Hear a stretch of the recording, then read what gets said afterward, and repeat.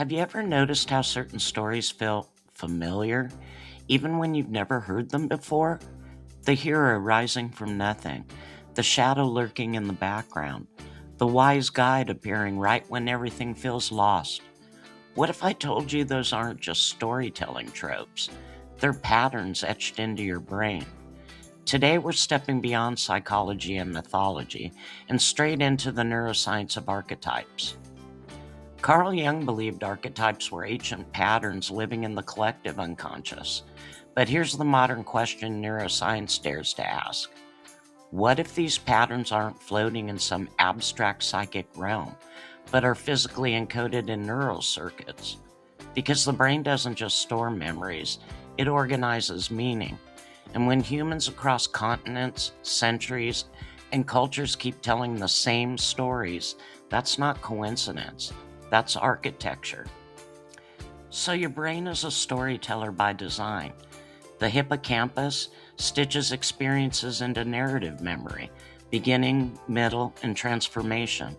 The prefrontal cortex imagines future versions of yourself, the who you could become part of the hero's journey. And the amygdala, that's where the shadow lives. It scans for danger, betrayal, rejection, not to haunt you, but to protect you. The hero archetype lights up dopamine-driven reward circuits, challenge, effort, victory. The shadow activates threat and survival pathways, fear, anger, shame. They're not opposites, they're partners in adaptation. Here's where it gets even stranger. Your brain contains mirror neurons, cells that fire not only when you act, but when you watch someone else act. That's why you feel something when the hero falls, why the villain unsettles you, why the mentor feels comforting. Your nervous system recognizes these patterns instantly because it's lived them before. Archetypes aren't learned like math, they're recognized. Long before language, before stories, before civilization, there were roles.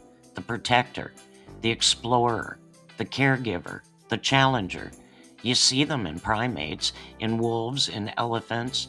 Neural circuits evolved to detect leadership, threat, trust, and alliance because survival demanded it.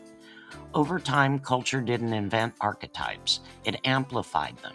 And emerging research suggests epigenetic inheritance may prime certain stress responses, fears, and motivations across generations, meaning some archetypal patterns may be biologically prepared before we're even born. Now, here's the empowering part.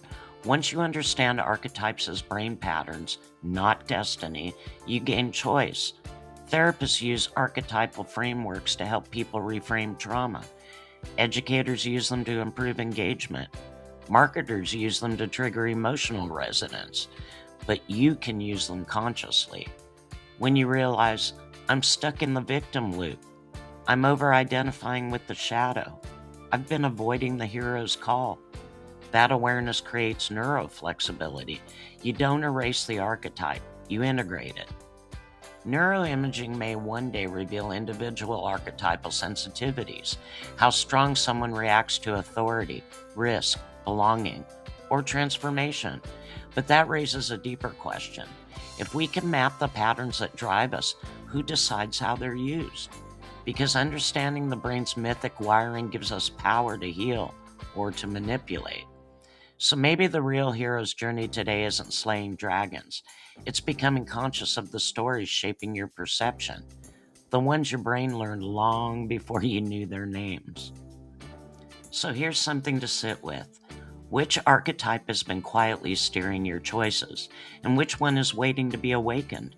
Because the moment you recognize the pattern, you're no longer trapped inside it.